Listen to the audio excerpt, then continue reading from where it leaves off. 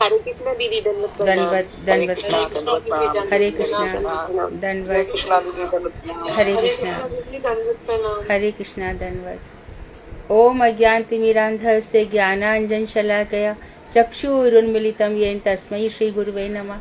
नमो महावदन्याय कृष्ण प्रेम प्रदायते कृष्णाय कृष्ण चैतन्य नामने गौरतुषे नमः। हे कृष्ण करुणा सिंधु दीन बंधो जगतपते गोपेश गोपिका कांत राधा कांत नमोस्तुते। तप्त कांचन गौरांगी राधे वृंदावनेश्वरी वृषभानुसुते देवी प्रणमामि हरिप्रिय। तवैवास्मि ना जीवामि त्वया विना इति विज्ञाय राधे त्वं नय मां चरणान्तिकं। गुरवे गौरचन्द्राय राधिकायै तदालय कृष्णाय कृष्णभक्ताय तद्भक्ताय नमो नमः। वाञ्छाकल्पतरुवश्य कृपा सिन्धुभ्येव च पतितानां पावनेभ्यो वैष्णवेभ्यो नमो नमः। श्री कृष्ण चैतन्य प्रभु नित्यानंद श्री अद्वैत गदाधर श्रीवासादि श्री गौर भक्त वृंद। हरे कृष्ण कृष्ण कृष्ण हरे हरे, हरे राम राम राम हरे हरे। मैं सर्वप्रथम मध्य गुरु पाद्म पद्म परमाराध्यतम नित्य प्रविष्ट ओम विष्णुपाद अष्टोत्तर श्रीमद् भक्ति वेदांत श्री नारायण गोसाई महाराज मध्य शिक्षा गुरु पाद्म पद्म परमाराध्यतम नित्य प्रविष्ट ओम विष्णुपाद अष्टोत्तर श्रीमद् भक्ति वेदांत श्री बावन गोसाई महाराज के चरण कमलों में अनंत कोटि दंडवत प्रणाम कर उनकी अहेतुक कृपा की वांछा करती हूँ। मैं ग्रंथराज श्री चतन शिक्षा में तदे रचयिता ओम विष्णुपाद सत्यन श्री भक्तिविनोद ठाकुर के चरणार बिंद में अनंत अनंत कोटि दंडवत प्रणाम कर उनकी अहेतुक कृपा की भिक्षा करती हूँ। मैं उपस्थित श्रोता मंडली वैष्णव वैष्णवी सभी के लिए यथा योग्य वंदन अभिवादन दंडवत प्रणाम करती हूँ। हमारा रस का चैप्टर शुरू हो गया है जो बहुत गंभीर है, और ये रस भाव जब ही आएगा जब कृष्ण हमारी धड़कन में धड़केंगे। हमारी हर धड़कन से भगवान श्री कृष्ण से प्रेम होगा, हमारा चित्त निर्मल हो चुका होगा, हमारे हृदय से काम क्रोध मद लोभ मोह ईर्ष्या सब निकल चुके होंगे, सारी कोई अभिलाषा नहीं रहेगी, एकदम निर्मल चित्त हो जाएगा। और होगा विरह, और होगा क्रंदन। भगवान श्री कृष्ण के लिए जीव रोएगा, क्योंकि इतने जन्मों से जी करके जीव थक भी चुका होता है। कितना जिएंगे? संसार में तो कोई यहाँ पर है ही नहीं ऐसा कि हमको सुख दे सके, और जगत का सुख स्थायी भी नहीं होता। कोई भी सुख यहाँ पर स्थायी नहीं होता। हम समझते किस चीज़ से हमें सुख मिलेगा, वही चीज़ हमारी दुखदायी बन जाती है। तो जगत में भी सुख नहीं है, कहीं भी सुख नहीं है, तो सच्चा सुख भगवान के चरणों में है। तो इसलिए भगवान ने सोचा था कि जीव कहाँ जाएगा, कहाँ भटकेगा, तो भगवान ने सबसे पहले ज्ञान गीता में दे दिया और कह दिया कि भैया तुम सारे धर्मों को छोड़ दो, सर्वान धर्मान परित्यज्य माम एकम, मेरे एक, मैं अकेला, मेरी एक शरण में आ जाओ। तो भगवान की शरण पकड़ लेते हैं, और फिर भगवान जैसी जिसकी पोटेंसी है, जैसी जिसकी योग्यता है, उसके हिसाब से उसको ज्ञान देते हैं। ये ज्ञान एक दिन में नहीं हो जाएगा। ये ज्ञान हमने बोला और हो गया, या हमने किताब पढ़ ली ऐसा हो गया, या ग्रंथ पढ़ लिए ऐसा हो गया, ऐसा नहीं होगा। करते करते हो जाएगा।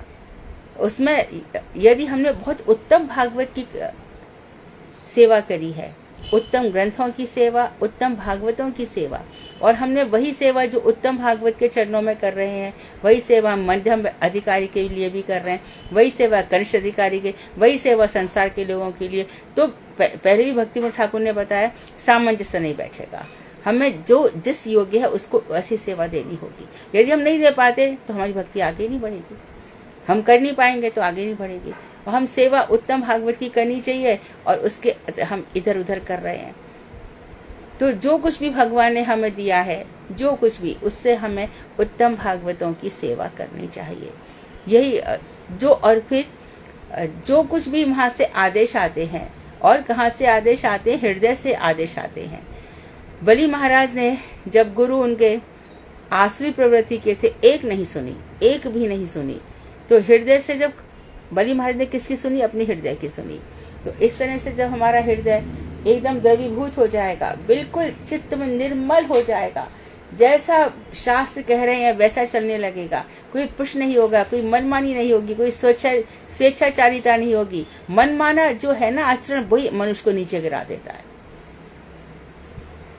एक बार एकदम ऊपर शिखर पर चढ़े हो और देख रहे हो नीचे, तो बताओ ऊपर कैसे टिक सकोगे? मानो भगवान की प्रेरणा से हरे भजन। कृष्णा दीदी, दंडवत प्रणाम। हाँ आपकी स्क्रीन सही नहीं आ रही दीदी, आप पूरी तरह दिख नहीं रहे हो। अच्छा, अभी बेटर, अब ठीक है दीदी, अब हाँ। ठीक है, अब ठीक। तो हरे हम कृष्णा दीदी, हाँ, हरे दंडवत कृष्णा, थैंक यू।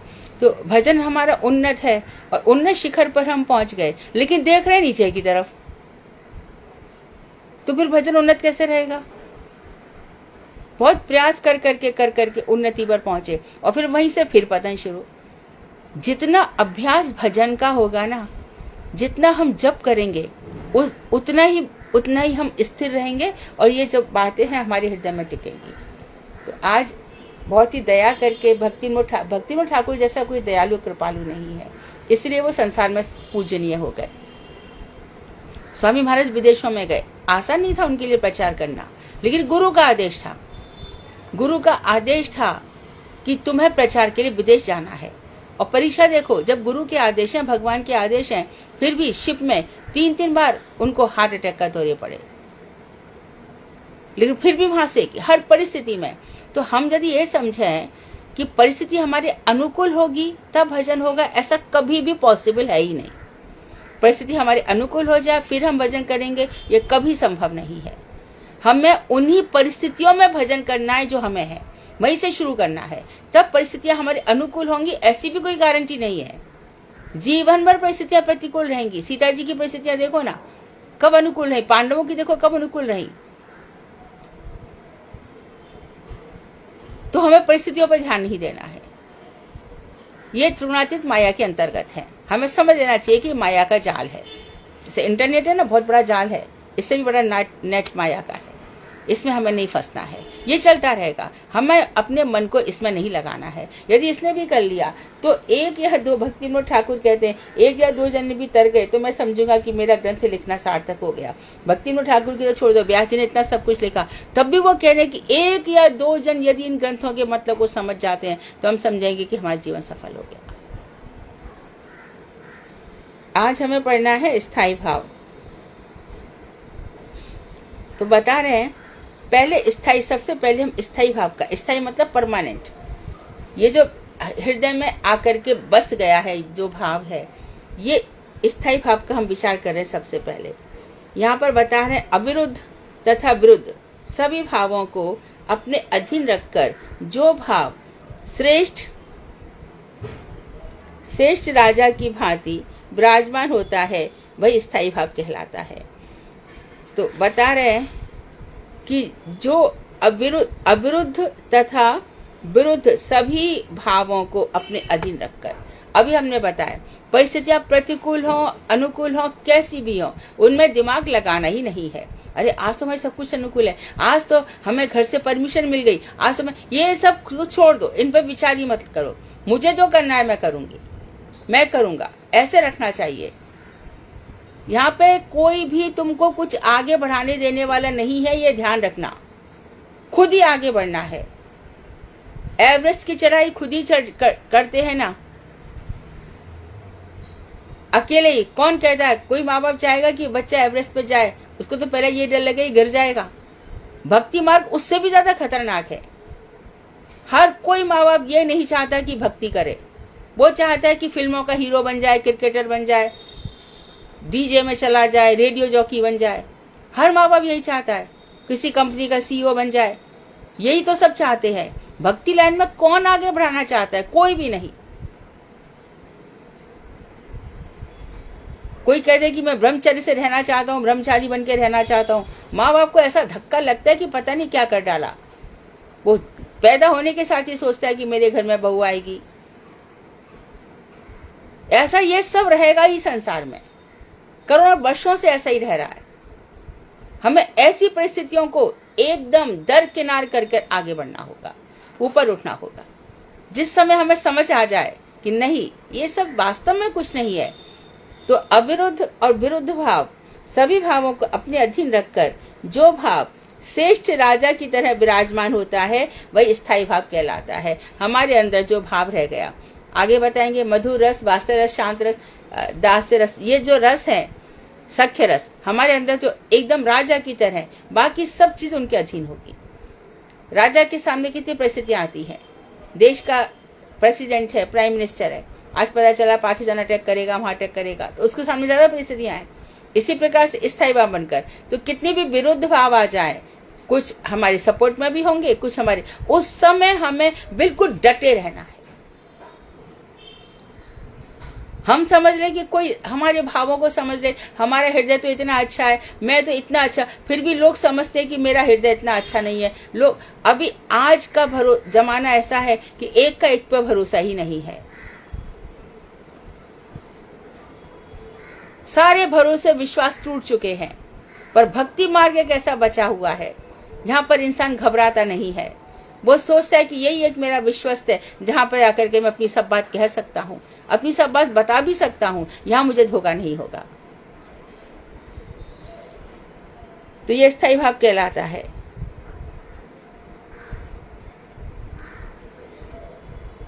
जात भाव पुरुष में जो रति लक्षित होती है, जात भाव पुरुष में जो रति दिखाई देती है, जात भाव अर्थात जिसके अंदर भाव उत्पन्न हो गया है, उसके अंदर जो रति लक्षित होती है, वही कृष्ण में ममता संयुक्त और कुछ परिमाण में गाढ़ी होते होते ही रसोपयोगी स्थायी भाव हो सकती है। तो अब उसमें क्रम बता रहे हैं कि जो जिसमें भाव आ गया है, ऐसे जात भाव पुरुष में जो अभी हमें प्रेम दिखाई दे रहा है, हाँ अब इनको भगवान से बहुत प्रेम हो गया है, तो वही जब रति कृष्ण में अनन्य ममता अर्थात कृष्ण को छोड़ करके और कोई ममता नहीं है, ऐसे ममता से युक्त होकर प्रेम और ममता दोनों मिलकर के और कुछ परिमाण में और गाढ़ी, सांद्र और ज्यादा और गहरी होती जाती है। सुबह दोपहर शाम बस उनका ही स्मरण है, उनका ही चिंतन है, उनका ही ध्यान है। गोपियों ने क्या कहा था? अरे भगवान श्री कृष्ण कहते हैं, उनको समझाते हैं कि ये ठीक नहीं है, तब गोपियां उन पर बड़ा व्यंग कसती हैं कि तुम तो बहुत बड़े अध्यापक हो, तत्व ज्ञान के अध्यापक हो कृष्ण, लेकिन हम तत्व ज्ञान की बातें नहीं जानती, हमें तुमसे प्रेम हो चुका है, हम अब रुक नहीं सकती, क्योंकि हम जानते हैं कि गृहस्थ धर्म में विषय वासनाएं बहुत रहती है, हम वहां पे उलझे रहते हैं, हम वो सब कुछ छोड़ करके तुम्हारे पास आई है और तुम हमसे ऐसे कहते हो, ऐसा तत्वज्ञानी कैसा? तो जब भी राधा जी तो एकदम कह देती है कि जब भी हम मिलते हैं तत्व ज्ञान की उपदेश देते हो। जब कुरुक्षेत्र में भगवान ने उपदेश दिया तब भी राधा जी ने यही कहा कि जब हम रास के समय आए थे तब भी तुमने हमें उपदेश दिया कि जाओ घर चले जाओ, ये रास्ता ठीक नहीं है, ये आधी रात है, घोर रजनी ऐशा, ये आधी रात है, और ऊपर से यहाँ पर इतने सारे घनघोर हिंसक प्राणी हैं, तुम यहाँ से चली जाओ। उसके बाद फिर जब उद्धव जी आए तब तुमने उपदेश भेजा, जो मन आए कहा, मेरा ब्रह्म के रूप में चिंतन करो, मैं परमात्मा हूँ, मैं अखिल देहियों का आत्मा हूँ। और हमारा प्रेम तुमने बार बार इस तरह से हृदय तोड़ा है कृष्ण, और अब कुरुक्षेत्र में फिर से तुम हमें उपदेश दे रहे हो। तो जब ये प्रेम हृदय में उत्पन्न हो जाता है तब यहाँ पर तीन चीजें होती हैं, बहुत गाढ़ा हो जाता है प्रेम। तो ये प्रेम जब कृष्ण में पूरी तरह से लग जाता है, फिर और कहीं ममता नहीं रहती। जो हमारी ममता सब जगह बट रही है ना, वो सबकी ममता ताक बटोरी। विभीषण ने आकर यही कहा, मैं सब जगह से ममता लेकर के आपके चरणों में रख दिया है राम। गुरु जी के भी जीवनी में यही आता है। जब गुरुदेव ने परम गुरुदेव से कहा, अब आप जानो आपका काम जाने, मैंने अपनी माता का, पिता का, पत्नी का, बच्चों का सारा प्रेम में बटोर करके आपके चरणों में रख दिया है। तब परम गुरुदेव एकदम विचलित हो गए थे और उन्होंने उनको अपना लिया था। तो ऐसी स्थिति में ही गुरु अपना सकते हैं, बाकी तो सब गुरु जी की भी समझ लेना ऊपर ऊपर की बातें हैं। ये जो प्रेम है बहुत बड़ा दिखावा है,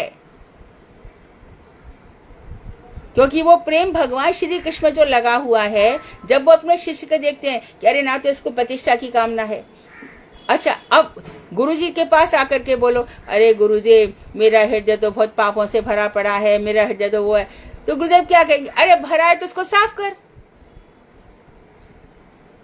मैं थोड़ी कुछ कर सकता हूं, सारी दुनिया के लिए एक ही प्रोसेस है, मेरे लिए भी वही था, तुम्हारे लिए भी वही है। क्या हमारे सभी गुरु वर्ग पेट से सन्यासी हो गए थे क्या?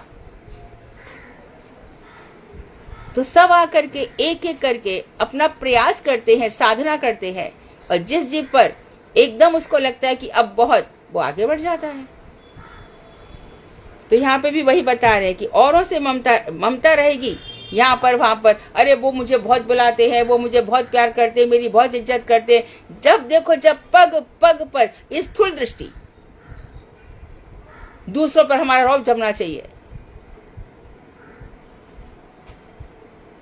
तो एक तो ये हो गया, और दूसरा बहुत परिमाण में गाढ़ी हो जाती है, तो फिर रसोपयोगी स्थायी भाव हो जाता है।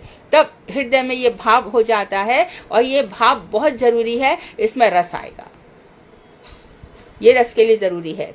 यद्यपि उस रति ने अपनी निर्दिष्ट सीमा अर्थात अविमिश्र एक भावत्व का अतिक्रमण कर प्रेम प्रकोष्ठ में पदार्पण कर लिया है, तथापि उसे रति ही कहना होगा, क्योंकि प्रेम ससीम होने के कारण सर्व अवस्था में रति तत्व दशा में परिचित नहीं होता। इसको ध्यान से सुनो। रसोपयोगी स्थायी भाव होने के बाद कह रहे हैं, यद्यपि जो रति है प्रेम के पहले की अवस्था, यद्यपि इस रति में अपनी निर्दिष्ट सीमा अर्थात जो उनकी अविमिश्र एक भावत्व का अतिक्रमण कर, कोई मिश्रित भाव नहीं रह गया, इसमें शुद्ध रति हो गई, उस रति का भी एक भाव आ गया, बस एक ही भाव, श्री कृष्ण के प्रति हमारे मधुर रस का भाव, उसको अतिक्रमण कर और भी रति को भी एक भाव है, उसके प्रेम प्रकोष्ठ में पदार्पण कर लिया है।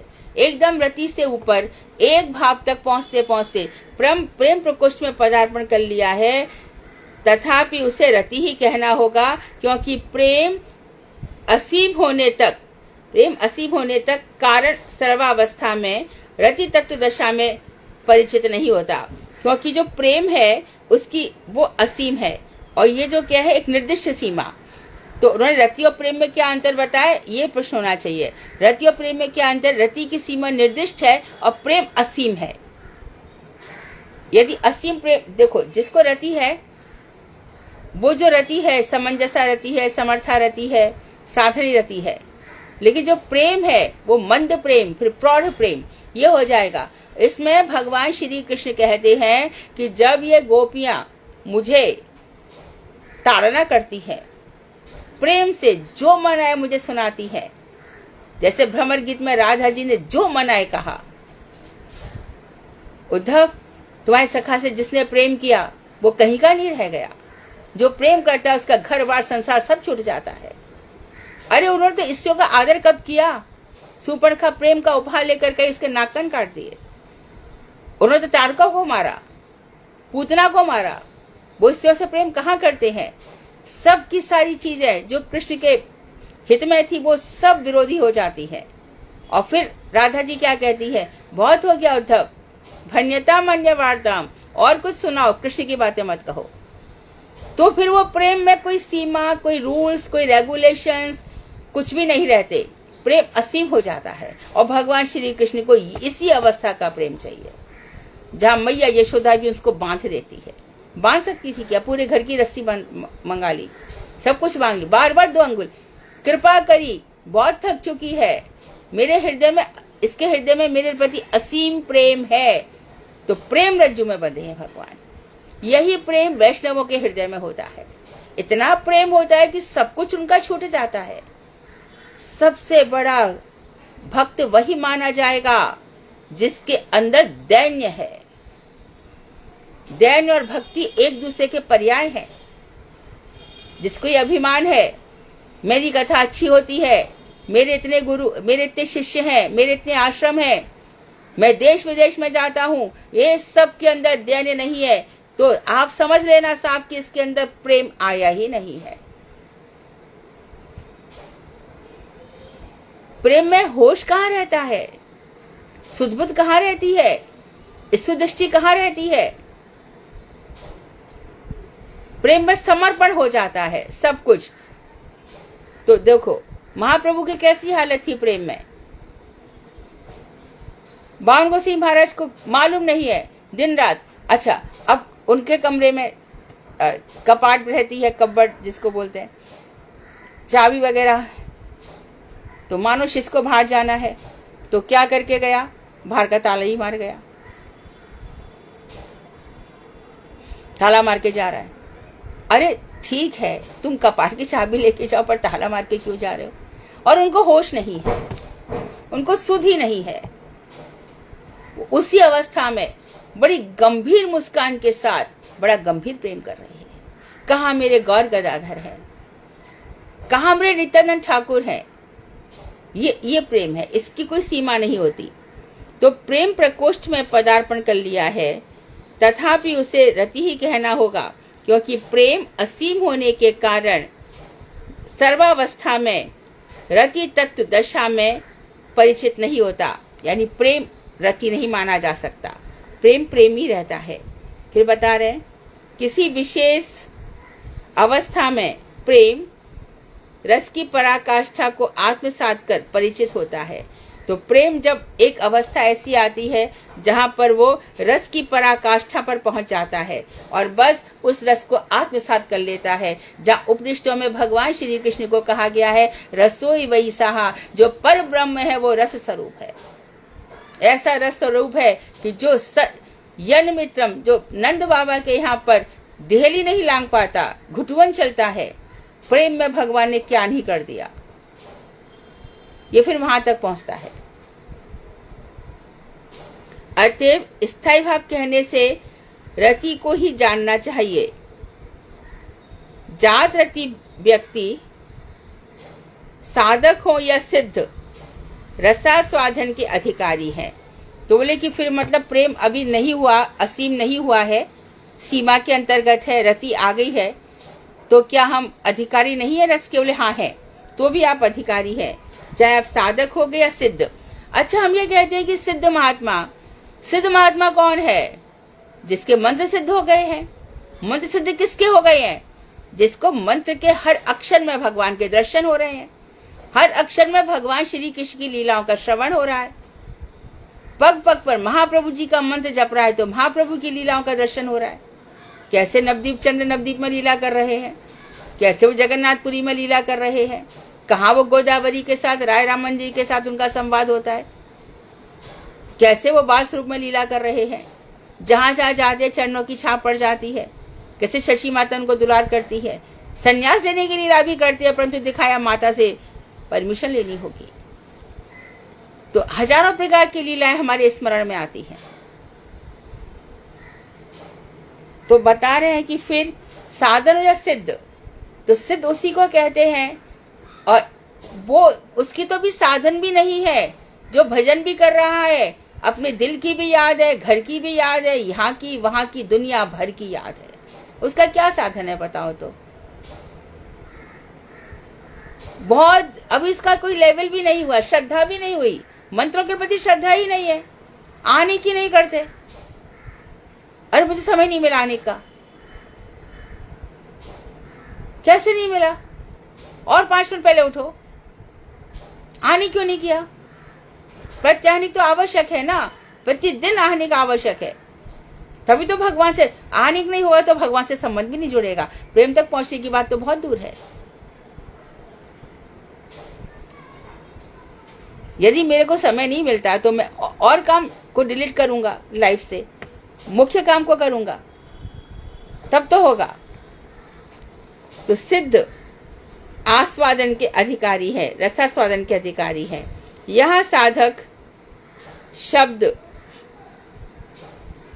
व्यवहार करने का तात्पर्य यही है कि हम साधक क्यों कह रहे हैं कि किसी व्यक्ति में रति उदित हुई है किंतु विघ्नों की परिसमाप्ति नहीं हुई है, क्योंकि प्रेम आएंगे तो जब प्रेम हृदय में रति आती है, हम रति इसलिए ही कह रहे हैं क्योंकि जब प्रेम आता है तो अपराध अनर्थ सब दूर हुए, बलिहारी ऐसे चरणों की, फिर अनर्थ नहीं रहते, किसी भी प्रकार का अनर्थ नहीं रहता, कोई विघ्न नहीं होते।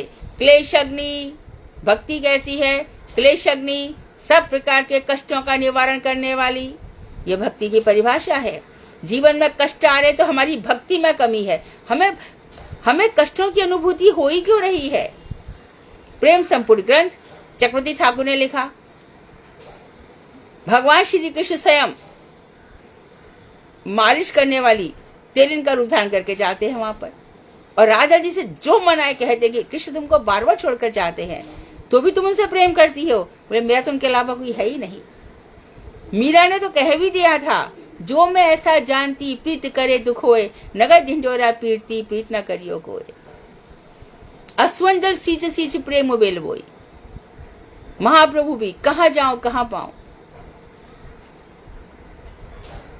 हमारे सरस्वती प्रभुपाद ने भगवान श्री कृष्ण से कितना अनंत प्रेम के संपूर्ण रसास्वादन कर रहे हैं। भक्ति विनोद ठाकुर कितना रसास्वादन कर रहे हैं, फिर भी समय निकाल करके ये साधक जीव को कौन सिखाएगा? कहाँ जाएंगे ये लोग, कहाँ सीखेंगे? तो ग्रंथ लिख लिख करके चले गए।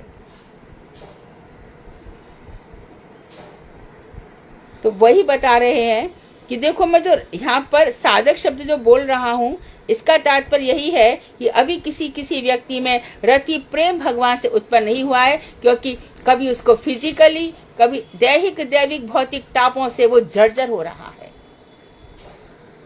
दुखों से चित्त इतना ज्यादा जर्जर हो चुका है कि भजन करने की उसकी इच्छा ही नहीं होती है, या फिर सुखों में इतना डूब चुका है कि भगवान की सुध नहीं आती।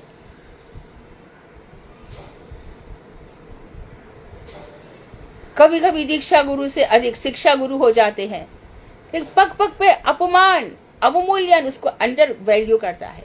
ये सब भक्ति के लिए बाधक होते हैं, बहुत विघ्न बाधाएं होती हैं। चैत्य गुरु का, जिसने व्रत प्रदर्शक गुरु जो सिखाने ले जाते हैं, चाहे दीक्षा गुरु के पास समय भी नहीं है उसकी तरफ देखने का भी, परंतु जिसने मिलाया कम से कम उसका सम्मान तो करो। नहीं होगी भक्ति, हजारों प्रकार के अनर्थ हो जाएंगे। भक्ति की भी तो रूल और रेगुलेशंस है ना, संविधान चल रहा है ना, संविधान से देश चलते हैं, सोसाइटी चलती है, परिवार चलता है, तो भक्ति के भी एक संविधान होते हैं। तो वे प्रेम, किंतु विघ्नों की परिसमाप्ति नहीं हुई है, तो वे प्रेम पदार्थ के साधक शब्दवाच्य या प्रेमारुक्षु हैं। तो ये ऐसे जो प्रेम पदार्थ हमने पहले बताया था, प्रेम पदार्थ पुष्टि मार्ग में पदार्थ शब्द ही कहा जाता है। ये जो पदार्थ है ये हृदय में द्रवीभूत होना चाहिए, ये हृदय में भरना चाहिए। ये कैसे भरे? हजारों लाखों मेटीरियल डिजायर्स हमारे अंदर, अनंत कामनाएं भरी पड़ी है।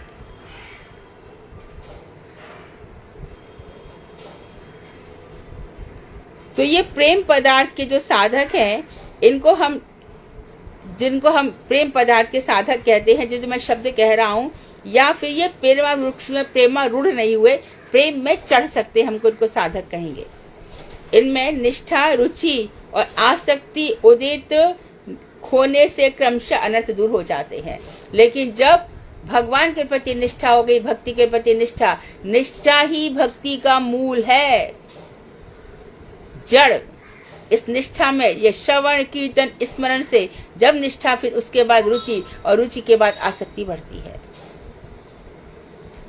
कैसी आसक्ति थी ना भरत जी की, अपनी सुंदर पत्नी, बाल बच्चे सब छोड़ करके गंडकी आश्रम के पास वहां पे भजन करने लगे, वो टूट टाट गया ना सब कुछ। तो निष्ठा, रुचि और आसक्ति उदित होने से ही क्रमशः अनर्थ दूर हो जाते हैं। विषय आसक्ति दूर होने पर भी लिंग ध्येय रहते रहते जड़ संबंध अवश्य ही रहता है। देख लो क्या बोल दिया कमल मंजरी भक्ति विनोद ठाकुर।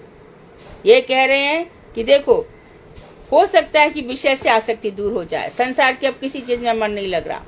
पहले मैं बहुत क्रिकेट देखता था, टीवी देखता था, फिल्में देखता था, यहाँ वहाँ घूमता था, प्याज लहसुन खाता था, चाय पीता था, मद सेवन भी करता था, मांस सेवन भी करता, मेरा सब कुछ छूट गया है। सब कुछ छूट गया है, लेकिन भैया लिंग देह रहते रहते, जो शरीर स्थूल शरीर रहते रहते, मेरा बाल बच्चों का, माता पिता का, पत्नी का संबंध तो नहीं छूटा है। 80-90% साधकों की यही हालत है।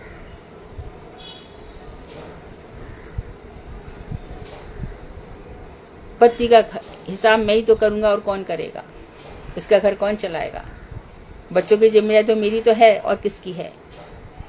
मेरे पति को कुछ नहीं चाहिए पर कम से कम 2 समय खाना तो चाहिए। ये हम सब की यही हालत है, हम सब की। तो लिंग देह, तो स्थूल शरीर से जो हमने संबंध बना रखे हैं, ये नहीं छूटते भैया, बिल्कुल नहीं छूटते। इसलिए भगवान से रति अभी हुई नहीं है, ये बता दिया उन्होंने साफ। तो रहते रहते संबंध अवश्य रहता है, परंतु कृष्ण कृपा से यह अति शीघ्र ही समाप्त भी हो जाता है। इसलिए ब्रह्मचारी सन्यासी बन जाते हैं। लेकिन बाद में सन्यासी बन करके यदि उसने फिर विवाह इत्यादि किया, ब्रह्मचारी स्टेज से फिर घर पे लौटा, एक विवाह किया, वो समझो कि उस पर कृष्ण की कृपा बिल्कुल भी नहीं है, क्योंकि वो अनंत इच्छाओं को लेकर के मठ में आया था। इसलिए वो बार बार संसार में फेंका जा रहा है। जड़ सानिध्य का नाम विघ्न है। तो ले हम विघ्न किसको कह रहे हैं? विघ्न क्या है? बार बार घर में आसक्ति होना, जड़ वस्तुओं से प्रेम होना, रुपयों से, पैसों से, धन से, प्रॉपर्टी से, इज्जत से, प्रतिष्ठा से, इन सब से प्रेम होना ही भक्ति में सबसे बड़ा विघ्न है। अरे मेरी कथा हो, इतने सारे माइक लगवा देना, मेरी कथा में कम से कम 5-7 बजाने वाले होने चाहिए। कितने लोग आएंगे? इतने लोग तो रहने ही चाहिए। कथावाचक का भी सबका यही हाल है। इन सबको हम समझते हैं अरे बहुत बड़े कथावाचक है। क्यों है बड़े कथावाचक? उनकी बहुत भीड़ आती है। क्यों आती है? हमने बहुत सारी सोसाइटियों से मिले, हम यहाँ मिले, वहां मिले। हमने क्या किया, इनके बहुत बड़े बड़े विज्ञापन दाता होते हैं, इनके बड़े बड़े वो चलते हैं, इनके 9 लाख 15 लाख का इनका ये होता है। और फिर वहां से सीख करके आए, कुछ तो सीखो। अरे गीता का, भागवत का पढ़ने का कम से कम प्रेरणा तो मिले। गाय और कमर मटकाए तो भक्ति हो गई? ये तो छूटता है, छूटना चाहिए। तो इतनी इंपॉर्टेंस ही नहीं है, इतनी योग्यता ही नहीं है। सब एक्सटर्नल, सब कुछ। भक्ति विनोद ठाकुर की जो बातें हैं वो ये चाहते हैं कि देखो ये जड़ संबंध अवश्य ही रहता है। ये मेरी सास ससुर माता पिता ये सब जाते ही नहीं है, लेकिन कृष्ण कृपा से जल्दी समाप्त हो जाते हैं। इसी जड़ सानिध्य का नाम विघ्न है। जब तक ये जड़ संसार से हमारा संबंध रहता है, ये विघ्न रहते हैं, तब तक जीव कितने, देखो वहां पर आएंगे, उधर नवद्वीप आएंगे, तब भी जड़ संबंध दूर नहीं होता। वहां फोन चल रहा है दिन भर, तूने खाना खाया, तू स्कूल गया, ऑफिस गया, क्या चल रहा है? तो यहाँ पर क्या टाइम पास करने आए थे? अरे जो अब मानो नवद्वीप धाम में जाओगे, वहां की जो चिन्मय भूमि है, वहां पर जो महाप्रभु नित्यानंद ठाकुर, जीव गोस्वामी, हमारे षट गोस्वामी जा करके आए, वहां के चरण पड़े हुए हैं। उस चिन्मय भूमि की कुछ अनुभूति नहीं हो रही। क्यों वो हृदय को स्पर्श नहीं करती है? वहां पर भी जाकर कैलकुलेशन चल रहा है। सुबह उठती, इस समय वो हो रहा, मेरा बेटे का ये होगा, मेरी बेटी का ऐसा, मेरा ये सब। तो कहाँ है भक्ति बताओ? ऐसी लोगों की भक्ति की मजाक बनाई जाती है। उनको ही कहा जाता है कि तुम्हारे सब ढकोसले हैं, तुम ढोंगी हो, पाखंडी हो। ऐसी लोगों को कहा जाता है। और क्यों ना कहें?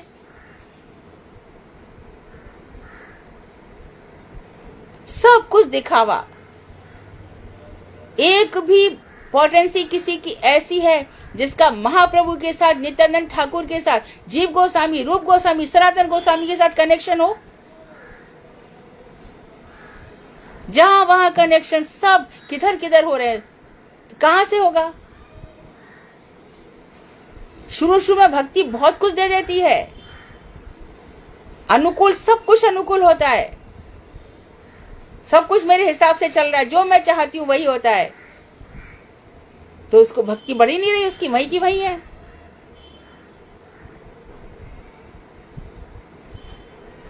अभी तो बच्चे को देखना, मेरा बच्चा इतने बजे आएगा, मेरा बच्चा वहां जाएगा, मेरा ये क्या है।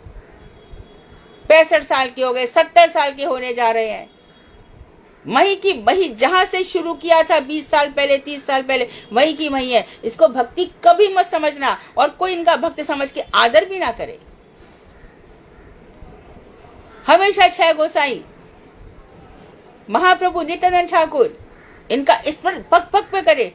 सरस्वती प्रभुपाद का करे, भक्ति विनोद ठाकुर का करे, नरोत्तम दास ठाकुर का करे, लोचन दास ठाकुर का करे। ऊंचा उठना है तो जब तक जीव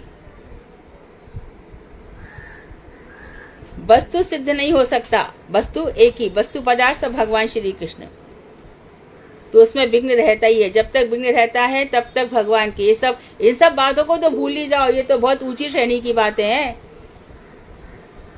किंतु प्रेम दशा प्राप्त रति होने पर ही इसकी प्राप्ति होने तक योग्य बनता है, और उसी के द्वारा स्वरूप सिद्धि उदित होती है। तो बोलते प्रेम दशा प्राप्त रति होने पर ही, तो दशा जब रति हो जाती है उसके बाद ही प्रेम बढ़ेगा, और रस की प्राप्ति के योग्य हम होते हैं जब ये सब दूर हो जाते हैं, और उसके बाद वस्तु होती है भगवान और स्वरूप सिद्धि होती है हम। तो अभी तो हमें अपने स्वरूप का भ्रम ही है। सबसे बड़ा भक्ति में बाधा है हृदय दौर्बल्य। इतना हृदय कमजोर है, डर जाते हैं, अरे मेरी पत्नी चिल्लाएगी, मेरा पति चिल्लाएगा, मेरी माँ डांटेगी। क्यों, क्या करेगी डांट करके?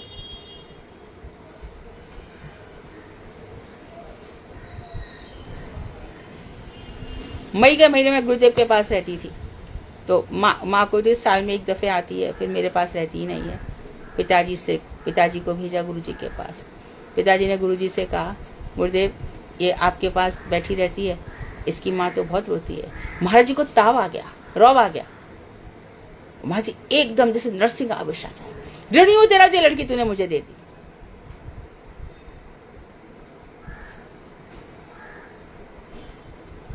हृदय दौर्बल्य।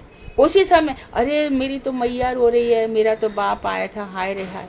उस समय दुर्बल पड़ गए तो क्या होता, कहां पे घसीट दिए जाते नीचे, किधर भी थोड़ा बहुत जरा बहुत भी जानते हैं वो भी सब चला जाता। ये सबके जीवन में सब कुछ होता है। पेड़ एक दिन में नहीं फलीभूत होता।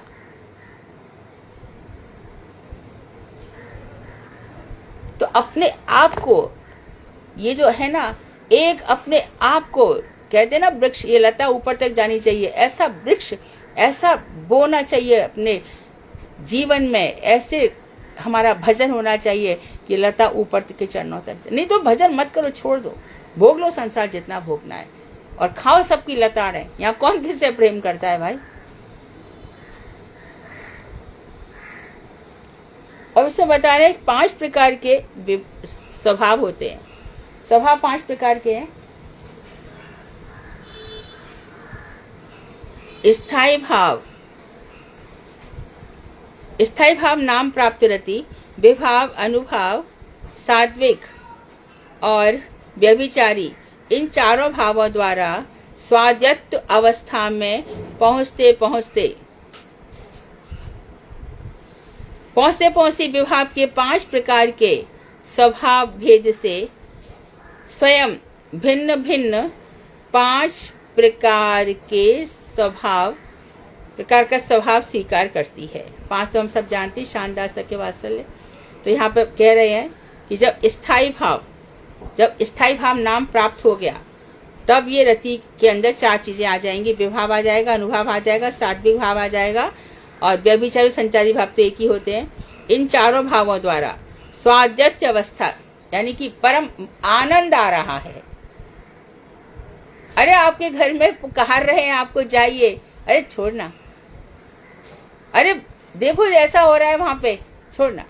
भक्ति प्रज्ञान केशव गोसाई महाराज, प्रभुपाद जी कह रहे हैं, माँ ने बुलाया, जाना होगा, जवाब नहीं दिया, जाकर के दूसरे कक्ष में दरवाजे के खिड़की की तरफ अपना मुख करके बैठ गए। पता लगवाया गया विनोद दा ब्रह्मचारी नहीं गए हैं, प्रभुपाद जी ने बुलाया, विनोद तुम घर नहीं गए? कौन सा घर? आपके चरण में कहाँ पाऊंगा अब? यह है आस्वादनीय अवस्था, ये सिद्ध अवस्था है। मंत्र सिद्ध हो चुके हैं, जीव अकेला आया है अकेला जाएगा, ये तत्व में वो सिद्ध हो चुका है, जब प्रवेश कर चुका है। तो ये आस्वादनीय अवस्था तक पहुंचते पहुंचते ये चार चीजें रहती है। स्वादत्त अवस्था, स्वादत्त आस्वादनीय अवस्था में पहुंचते पहुंचते ही विभाग के 5 प्रकार के स्वभाव से स्वयं भिन्न भिन्न 5 प्रकार का स्वभाव स्वीकार करती है। कौन कौन से 5 प्रकार के स्वभाव? इस प्रकार से हैं: शांत, दास्य, सख्य, वात्सल्य और मधुर स्वभाव। 5 प्रकार के स्वभाव प्रथमतः विभाव में रहते हैं। सबसे पहले रस में क्या चलते हैं? विभाव में रहते हैं। विषय और आश्रय जिनमें रति कार्य करती है, ये दोनों विभाग आलम्बन के अंतर्गत हैं। तो विभाव में आलम्बन और उद्दीपन 2 भाग होते हैं। आलम्बन और उद्दीपन आगे बताएंगे। देखो, एक तो है विषय। विषय कौन है? भगवान श्री कृष्ण। और आश्रय किशोरी जी, जिनमें रति कार्य करती है ना। विषय और आश्रय जिनमें रति करती है, ये दोनों विभाग आलम्बन के अंतर्गत हैं। दोनों विभाग आलम्बन के अंतर्गत है, विषय और आश्रय। अच्छा, उक्त 5 स्वभाव विषय और आश्रय संबंधी है। रति अपने आस्वादन रूप रस क्रिया में विभाव, विषय और आश्रय का स्वभाव अंगीकार करती है। यानी कि विषय और आश्रय, ये वात्सल्य रस के तो हो गए, यशोदा आश्रय हो गई और नंद बाबा आश्रय हो गए। सख्य रस और वृषा हमेशा कृष्ण ही रहेंगे। इसी प्रकार से श्रीमद् भागवत ये भी आश्रय है, क्योंकि इसका विषय है भगवान श्री कृष्ण। तो अचिंत्य शक्ति युक्त भगवान के विशेष विक्रम द्वारा ही ये 5 स्वभाव विषय आश्रयगत होकर रस की विचित्रता संपादन करते हैं। तो भगवान के विशेष विक्रम द्वारा, यह भगवान की विशेष कृपा है कि जितने भी अनंत कोटि जीव हैं, जो अब तक वहां पहुंच चुके हैं, जो पहुंचने की तैयारी में हैं और जो पहुंचेंगे, उन सब के अंतर्गत, उन सब के हृदय में ये विषय आश्रयगत होकर रस वैचित्री पैदा कर देते हैं। इन 5 ये 5 है: शांत रति, दास्य रति, सख्य रति, वात्सल्य रति और मधुर रति।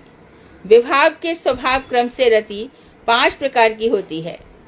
रस क्रिया में विभाव प्रधान या मुख्य सामग्री है।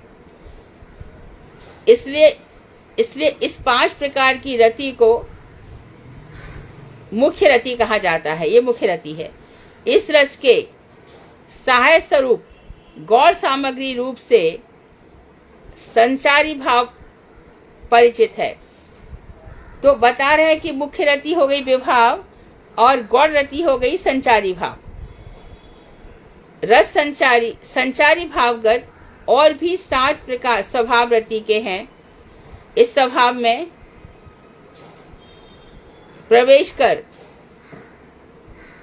रति को भेद करते हैं, जो 7 प्रकार की है। तब ये रति गौड़ होती है, सेकेंडरी होती है, स्वभाव हो जाता है।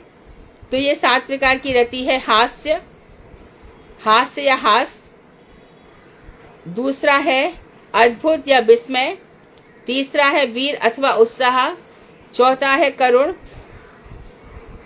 5वां है रौद्र अथवा क्रोध और करुण या शोक, छठा है भयानक या भय और 7वां है बीभत्स अथवा जुगुप्सा, जिससे घृणा आती है। वस्तुतः रति का मुख्य स्वभाव 5 प्रकार का ही है, जो मुख्य बताए शांत, दासक इत्यादि। इस मुख्य स्वभाव की जो समस्त विचित्र क्रियाएं हैं, उनके सहाय रूप से उक्त 7 रतियां गौण रूप से कार्य करती हैं। तो हमने हास, अद्भुत, जुगुप्सा इत्यादि बताए। इनको इन 5 का सहायक समझना चाहिए। जहाँ पर मुख्य भक्ति रस कार्य कर रहा है, वहाँ कभी एक और कभी एक से अधिक संख्यक गौड़ रति भी कार्य करती है, रति रस भी कार्य करते हैं। तो कभी कभी हास रति भी आ जाती है, जैसे कि कभी प्रेम रस चल रहा है, मधुर रस, उसमें कभी प्रिया प्रियतम में हंसी आ गई दोनों की, कुछ ऐसी हास लीला हो गई, कभी करुण लीला हो गई, जैसे राधा जी को विरह है तो मुख्य रति मधुर, लेकिन विरह आ गया, तो इस तरह से रति उसमें सहायक होती है। रसों की स्वतंत्र स्थिति नहीं होने पर भी ये कार्य करते हैं, क्योंकि रस किससे मिलते हैं? भाव से। रस स्वतंत्र नहीं है, लेकिन ये रति के बाद रस है। गौड़ रसों की स्वतंत्र स्थिति नहीं होने पर भी उनके विचार स्थल में स्वतंत्र रस लक्षण वर्तमान है। यद्यपि वो कह रहे हैं कि ये गौड़ जो रति है वो स्वतंत्र नहीं है, लेकिन उनमें सबके रस तो रहते ही है, लक्षण रहते ही हैं। अतएव हास्य आदि सातों गौड़ रसों के प्रत्येक रस में ही स्थायी भाव, तो बोलते जैसे ये गौड़ भी है, लेकिन स्थायी भाव, अनुभाव, संचारी भाव इन सब में रहेंगे ही। संचारी भावों का मिलित क्रियागत आस्वादन होता देखा जाता है। जड़ रसविद, जो जड़ रस की, संसार प्राकृत रस के जानने वाले आलंकारिक पंडित हैं, आचार्य मम्मट, रस गंगाधर और काव्य प्रकाश जिन्होंने लिखा है ना, तो ऐसे अलंकार शास्त्र लिखने वाले पंडितों ने जिसको रस कहकर मुख्य रूप से वर्णन किया है, किंतु चित्त तत्व में यह सभी रस गौड़ रूप से प्रकाशमान है। जड़ तत्व में उनकी प्रमुखता रहना स्वाभाविक है। तो मुझे 7 रस इसके लिए बता रहे हैं कि जो भक्ति के मुख्य रस है वो 5 ही हैं, लेकिन जड़ में ये 7 रस भी मुख्य हो जाते हैं। जैसे जड़ जगत में 12 प्रकार के रस हैं। श्री भक्ति रसामृत सिंधु में ग्रंथ के दक्षिण और उत्तर विभाग में इसकी स्थिति और क्रिया की प्रचुर पर्यालोचना की गई है। कृष्ण भक्ति रस में उक्त 7 प्रकार के गौड़ रस भी उपादेय हैं, क्योंकि वे श्री कृष्ण लीला को पुष्ट करते हैं। तो व्यभिचारी या संचारी भाव के अंतर्गत ही कृष्ण भक्ति रस में हास्य आदि 7 रसों की गणना की गई है। ये उपयुक्त काल में उदित होकर रस समुद्र की लहरों की तरह समुद्र के सौंदर्य और पुष्टि की साधना करते हैं। अर्थात रस समुद्र में ये कभी कभी आते हैं और इनसे भी पुष्ट होता है। कोई कोई व्यक्ति रस तत्व के अप्राकृत तत्व का अनुसंधान करने में असमर्थ होकर ऐसा संदेह कर सकते हैं कि हास्य, विस्मय और उत्साह को मंगलमय रस के अंतर्गत लिया जा सकता है, किंतु शोक, क्रोध, भय और जुगुप्सा, घृणा, इन चारों को किस प्रकार अमृत स्वरूप, अशोक स्वरूप, अभय स्वरूप एवं अक्षोभ स्वरूप रस के अंतर्गत स्थिति प्राप्त कर सकते हैं। चलो मान लो, लेकिन क्रोध, भय, जुगुप्सा को हम कैसे रस कह सकते हैं? तो कह रहे हैं कि आशंका यह होती है कि इन्हें स्थान देकर उसको क्या प्राकृत या जड़ में क्यों नहीं बनाया जा रहा है? तो इसका उत्तर यह है कि परमानंदमय अप्राकृत रस तत्व में वैचित्र होने पर भी ये सभी क्रियाएं ही आनंद पूर्वक हैं, आनंद मूलक हैं। जड़ दुख मूलक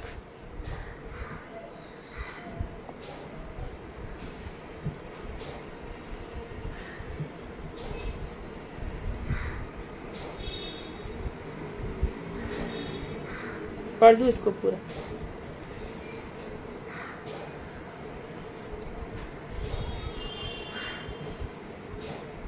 जड़ जगत में जिससे शोक, क्रोध, भय और जुगुप्सा, घृणा की निंदा की गई है, ये वो कहाँ से प्रकट हुआ है? यानी कि आप जड़ जगत में कह रहे हो, पर आए तो सब चीजें ऊपर से ही है ना। जड़ जगत की अपनी स्वतंत्र सत्ता तो है ही नहीं। यह चित्त जगत का ही हेय प्रतिफलन मात्र है तो चित्त जगत का प्रतिफलन, परंतु हेय है, छोड़ देने योग्य है। आदर्श में जो सभी भाव, संस्थान और क्रिया आदि शुद्ध और मंगल स्वरूप हैं, वे सभी जहां पर अमंगल रूप से प्रतिफलित हो रही है। जो ऊपर सभी मंगल स्वरूप है जड़ जगत में, वो सब अमंगल स्वरूप रूप से प्रतिफलित हो रही है।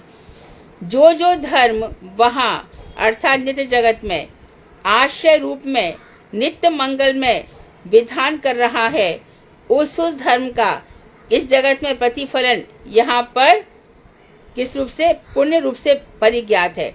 यहाँ पे उसको पुण्य कहा जाता है। और जो जो धर्म वहाँ व्यतिरिक्त रूप से, व्यतिरिक्त यानी भगवान को छोड़कर, अन्य भगवान को लेकर व्यतिरिक्त रूप से मंगल विधान कर रहा है, वह धर्म प्रतिफलित होकर यहाँ पर अमंगल कर रहा है। भगवान को छोड़ करके जो धर्म वहां पर है, तो यहाँ पर इस जगत में वही क्या हो रहा है, वह यहाँ पर अमंगल उत्पन्न कर रहा है और पाप रूप में लिया जाता है।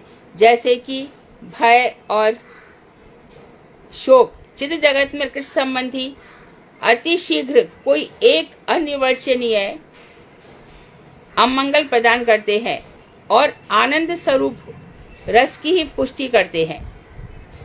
वहां पे भय यहाँ प्रतिफलित होकर जीव के भावी अमंगल की सूचना करता है। तो भय जब जीव के अंतर्गत होता है तो समझो जीव का मंगल है। तात्पर्य यही है कि वहां पे समस्त धर्मों के एकमात्र अवसान स्थल नित्यानंद स्वरूप श्री कृष्ण है। सब समाप्ति श्री कृष्ण में ही होती है। और यहाँ पर इंद्रिय तृप्ति ही उन धर्मों के प्रतिफलित सभी भावों की अवसान भूमि है। तो यहाँ पर इंद्रिय तृप्ति, यहाँ पर अपनी इंद्रिय तृप्ति के लिए मनुष्य जीता है और वहां पर भगवान श्री कृष्ण की तृप्ति है। गोपियों का सब कुछ क्या है, भगवान श्री कृष्ण के इंद्रियों की तृप्ति, और जड़ जगत में अपनी इंद्रियों की तृप्ति है। इसलिए सब अमंगलकारी है। यहाँ की अवसान भूमि अमंगल प्रसव कारिणी है।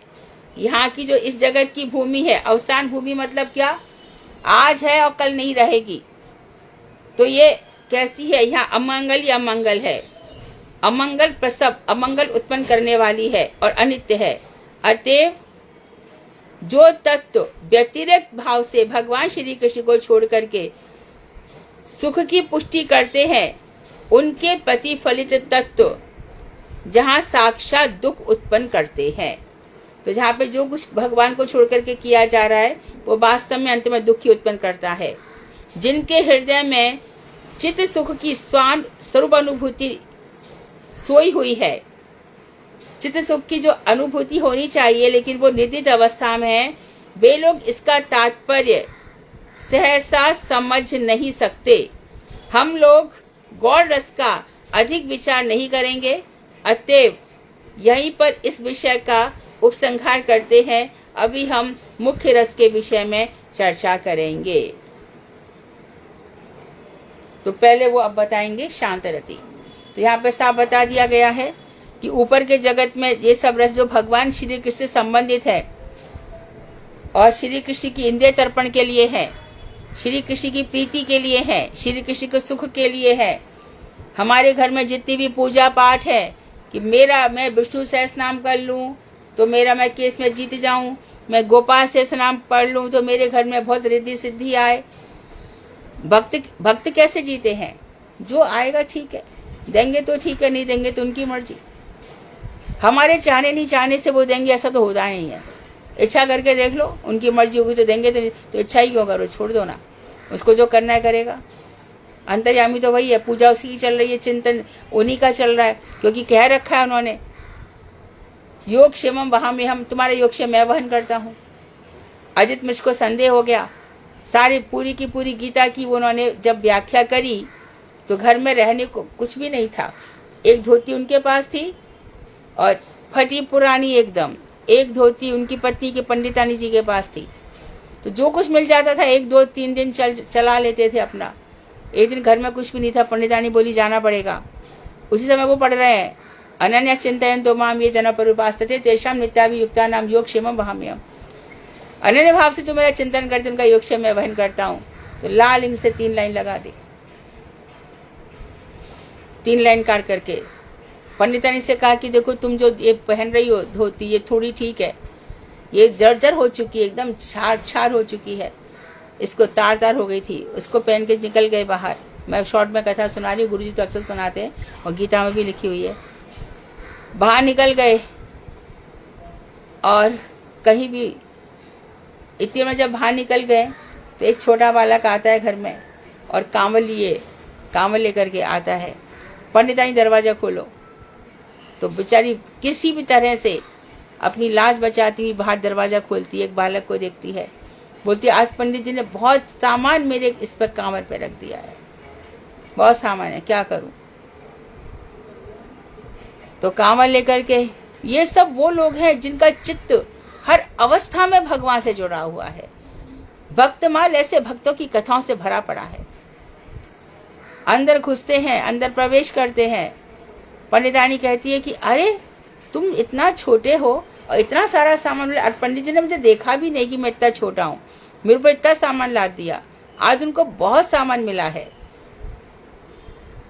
उतारा, सब सामान रखा, बोले पुत्र थोड़ी देर बैठो, बटलुई लेकर आई, मैं तुम्हारे लिए थोड़ा सा कुछ बना देती हूँ, दाल भात, तुम ऐसे मत जाना, कुछ प्रसाद ग्रहण करके तब जाना। ठीक है। तो वो तो बेचारी बटलुई लेकर के सब धोने बोने कई दाल चावल। इतनी देर में पंडित जी भी आ गए और वो बालक वहां से चला गया। पंडित जी आए, बहुत मुख लटकाए हुए, नीचे मुख गिर रहा है। दरवाजा खोलो पंडितानी, तो देखा थोड़ा सा खुला हुआ है, अंदर मुख लटका के जा रहे। तो पंडितानी ये तो नहीं देखा कि मुंह क्यों लटका हुआ है। उन पर बरस पड़ी, आपको क्या हो गया है, आप तो किसी पर क्रोध नहीं करते, आज आपने उस बालक को कितना मारा है। मैंने कौन से बालक को मारा? बोले मारा, इतना सामान लाद दिया आपने, इतना डांटा। तब वो अपनी मुख्य बात पे आई। तो बोले मैंने, देखो ये कितना सामान भेजा और आप बोलते हो कि आपको कुछ मिला ही नहीं। मुझे तो आज कुछ मिला ही नहीं, मैं सामान कहाँ से भेजूंगा। तो उनको कुछ समझ में नहीं आ रहा है, बस इतना देखा कि बटलुई साथ में लिए खड़ी है, कुछ समझ में नहीं आए। तो ये बच्चा यहाँ पे था, कहाँ चला गया? मैं तो बच्चा भी नहीं देखा। देखो दिखना चाहिए था उनको, और दिख किसको रहा है? पंडितानी को। क्यों? क्योंकि वो पंडितानी अपने पति के सुख दुख में और भजन में, भक्ति में साथ दे रही है, पूरा सहयोग है, कोई शिकायत नहीं है। सुदामा की पत्नी ने भी सब झेला, पर डिवोर्स देकर के दूसरा विवाह करूंगी ऐसा, ये इतनी गंदगी पहले नहीं थी, इसलिए सब कुछ ठीक था। जहां सुमति तय संपत्ति नाना और जहां कुमति तय विपत्ति निधा। जहां सुमति है वहां हजारों प्रकार की संपत्ति है, और जहां पर बुद्धि खराब है वहां विपत्ति विपत है। पंडित जी अंदर चले गए। पंडितानी से कहा यहाँ पे जो किताब है, बहुत थके थे एकदम, आज कुछ मिला नहीं है, ये क्या लीला हो रही है। पुस्तक मंगाई, गीता लाके रखी, वहां पेन लगा गए थे, उसको खोला तो जो 3 लाइन लगाई थी वो सब मिट चुकी थी। वही 3 लाइन बालक ने अपने हृदय में ले ली थी। तो एक वही है भाई जो हम सबकी रक्षा के लिए खड़े हैं, पग पग पर हमारे लिए खड़े हैं, कोई और नहीं उनके अलावा संसार में। तो ये तो होगी उस अवस्था की बात जहां विपत में भगवान कृष्ण खड़े हैं, लेकिन जो रस से आस्वादन है ये उससे बहुत ऊंची अवस्था है। तो हमें इस अवस्था का आस्वादन करने का प्रयास करना चाहिए। वांछाकल्पतरुभ्यश्च कृपा सिन्धुभ्येव च पतितानां पावनेभ्यो वैष्णवेभ्यो नमो नमः।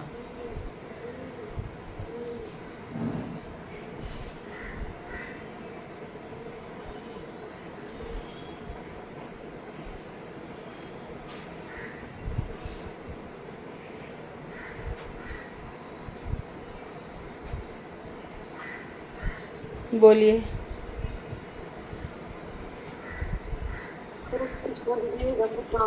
धन्यवाद दीदी। जात भाव और रति, दीदी जात रति क्या मीनिंग है दीदी? भाव के बाद, हाँ, जात भाव, भाव आ जाएगा ना, भाव भक्ति, उसके बाद प्रेम अवस्था आती है। प्रेम अवस्था से पहले आती है रति। रति में कुछ निर्दिष्ट सीमा रहती है और प्रेम एकदम असीम हो जाता है। दीदी जो पहले रति जो प्रेम जात का आया हुआ अंकुर है। रति प्रेम, भाव के बाद रति आएगी। रति जैसे प्रेम का जात अंकुर। भाव लिखा है दीदी, जात मतलब उत्पन्न होना। जात जात मतलब उत्पन्न होना, भाव के लिए, जी दीदी। जिसमें उत्पन्न हो गया है। अभी कहते हैं ना, ये बालक सद्यो जात है, अभी अभी उत्पन्न हुआ है। ये गैया सद्य प्रसवा है, अभी अभी इसने प्रसव किया है। सद्यो जात, अभी अभी उत्पन्न हुआ है।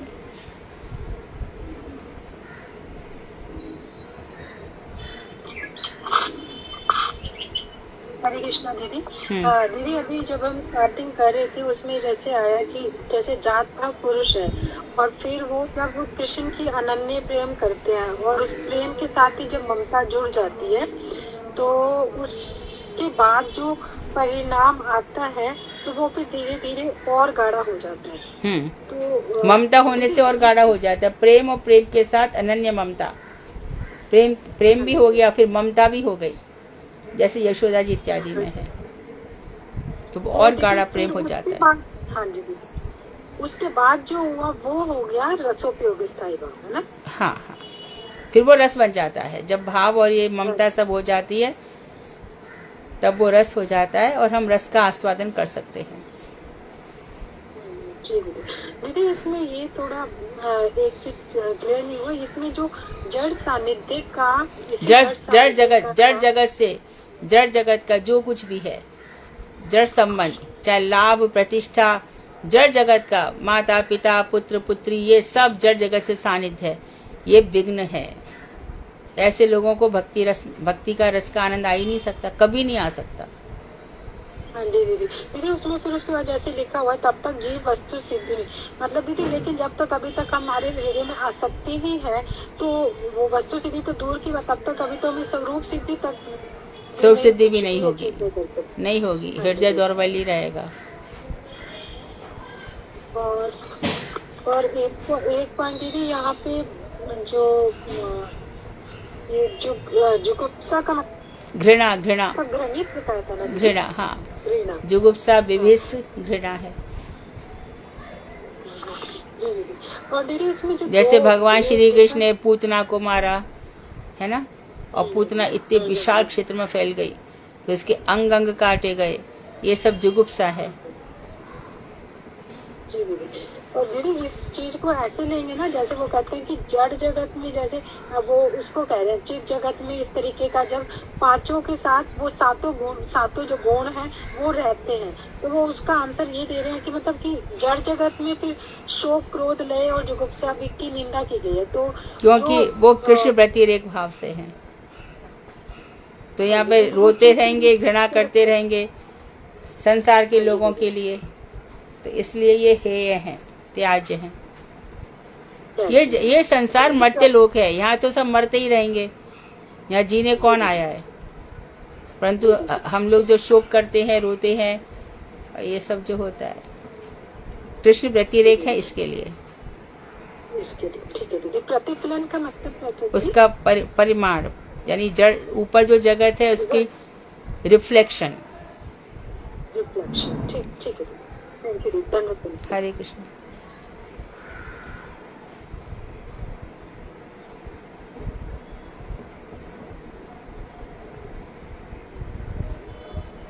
और पूछो।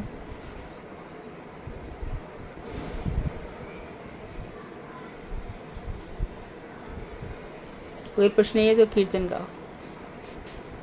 हरे कृष्णा दीदी, दंडवत प्रणाम। हाँ सुधा। हाँ। रति और प्रेम तो मैं अभी तक एक ही समझती थी दीदी, लेकिन यहाँ पर तो क्लियर हो रहा है कि नहीं। हाँ, वो जैव धर्म में भी आया था, आप जैव धर्म पढ़ोगे तो उसमें भी प्रेम और ऊपर प्रेम का अंकुर रति है, प्रेम ऊपर की अवस्था। ठीक है, हरे कृष्णा। हरे कृष्णा दीदी। अनीता दीदी अपना वीडियो जरा ऑफ करिए प्लीज। अनीता दीदी वीडियो ऑफ कर लीजिए। सुधा जी, मुझे एक बार ये बता दीजिए, यद्यपि इस रति ने अपनी निर्दिष्ट सीमा अर्थात अविमिश्र एक भावत्व का अतिक्रमण करके प्रेम अवस्था तक पहुंच गए हैं। ये जो रति है मानो इतनी आगे पहुंच गई है कि इस रति में जो एक भाव था उसमें अतिक्रमण कर प्रेम अवस्था में कई प्रकार के भाव आ जाते हैं ना, जैसे कि बताया कि गोपियां किस तरह से भगवान पे, राधा जी का बताया ना, ये रति में तो बस प्रेम ही प्रेम, प्रेम ही प्रेम, प्रेम ही प्रेम है, और यहाँ पर तो कृष्ण के साथ जो मना है सब सुना रही है, सब तो कई भाव आ जाते हैं।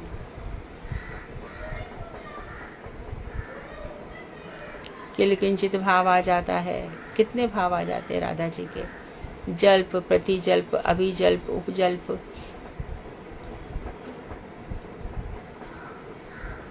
तव कथामृतम तप्त जीवनम कवि विदितम कल्मषापहम। तब कथा, तुम्हारी कथा अमृत स्वरूप है, परंतु राधा जी कहती है तुम्हारी कथा जिसने सुन ली वो तो समझो जीते जी मर गया। तब कथा मृतम स्वरूप, इस तरह से है। वो तो प्रेम ही है, परंतु कई भावों में प्रकाशित होता है।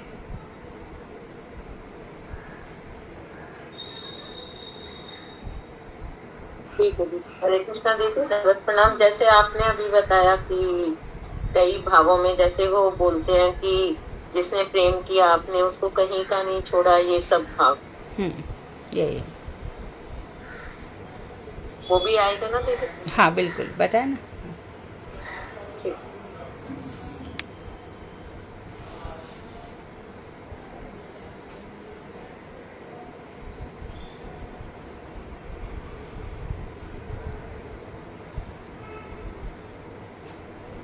और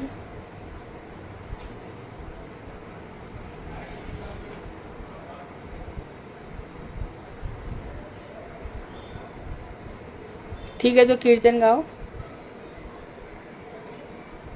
हरे कृष्णा दीदी, मैं कीर्तन करूं दीदी? कौन है? हेमा? अंजलि। अंजलि, अंजलि। हाँ, अंजलि गाओ। ठीक है। मार समान हीन नहीं ए संसारे, अस्थिर हयेची पड़ी भव पारावारे। कुल देवी योग माया मोरे कृपा करी, आवरण संबरी बे कब विश्वोदरी। तूने छी आगमे वेदे महिमा तुम्हार, श्री कृष्ण विमुखे बांधी कराओ संसार। श्री कृष्ण सामुख्य चार भाग्य क्रम हय, तारे मुक्ति दिया कर अशोक अभय। ये दासे जननी करी अकैतव दया, वृंदावन देह स्थान तुम्ही योग माया। तुम्हारे लंघिया को था जीवे कृष्ण पाय, कृष्ण रास प्रकटिल तुम्हार कृपाय। तुम्ही कृष्ण अनुचरी जगत जननी, तुम्ही देखाइले मोरे कृष्ण चिंतामणि। निष्कपट हये माता चाओ मोर पाने, वैष्णव विश्वास बुद्धि हक प्रतीक्षण। वैष्णव चरण बिना भव पारावार, भक्ति विनोद नारे हरि वारे पार। जय कुल देवी जय योग माया, देवी जय योग माया। बहुत सुंदर प्रार्थना के लिए। विनोद ठाकुर भक्ति विनोद, भक्ति विनोद ठाकुर भक्ति विनोद। बहुत सुंदर, योग माया से प्रार्थना करिए भगवान से मिलने के लिए। बहुत सुंदर, बहुत सुंदर, अद्भुत। और कोई बंगला गीत? हरे कृष्णा दीदी, दंडवत प्रणाम। हाँ, मैं करूँ कीर्तन? मैं का नाम? दीदी मैं मंजरी दासी। मंजरी दासी, हाँ, तुमने उस दिन बहुत अच्छा गाया था। हाँ गाओ। योग माया का बहुत अच्छा है, अंजलि है ना, इसको अर्थ से ही समझना। बोलो मंजरी। हरे कृष्णा दीदी, पेज नंबर भी बता मतलब पेज नंबर भी बोल दिया करो। 190 पेज नंबर जी। 190। सखी कलय गौर मुदारम, सखी कलय गौर प्रमुदारम् निन्दितहाटक कान्ति कलेवर निन्दितहाटक कान्ति कलेवर गरवितमारकमारम्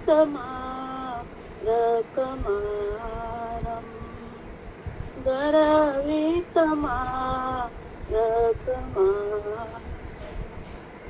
सखी कलय गौरम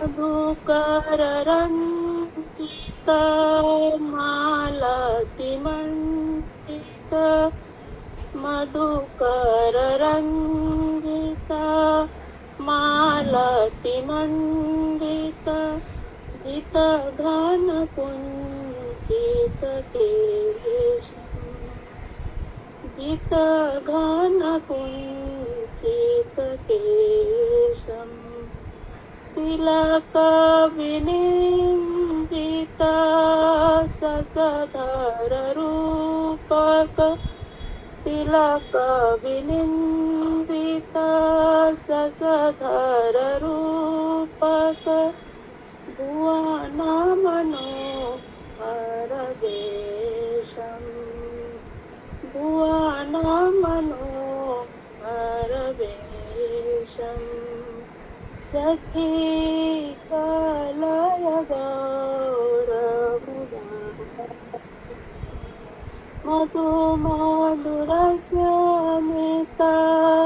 लोभित तनुभृत मधु मधुरस्मित लोभित तनुभृत अनुपम भाव विलासम् अनुपम भाव विलासम् निधुवननगरी त्रिमोहितमानस निधुवननगरी मोहितमानस विकसित गदगदभासम् विकसित गदगदभासम् सखी कलय गौरमुदारम् परमाकिञ्चन किञ्चन नरगण परमाकिञ्चन किञ्चन नरगण करुणवितरणशीलम्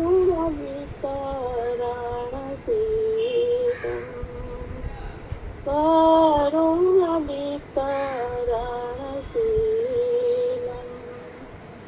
शोभितदुरमति राधामोहनम् शोभितदुरमति राधामोहनम् नामकनिरूपमलीलम्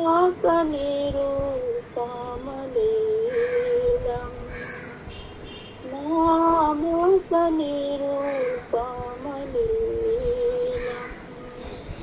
सखी कलय गौरमुदारम् सखी कलय गौरमुदारम् सखी कलय गौरमुदारम् जय सच्चिनंदन जय गौर हरि सच्चिनंदन जय गौर हरि नितये गौरांगे नितये गौरांगे। हरे कृष्णा दीदी दंडवत प्रणाम सर। वाञ्छाकल्पतरुभ्यश्च कृपा सिन्धुभ्यैव च पतितानां पावनेभ्यो वैष्णवेभ्यो नमः। हरे कृष्ण।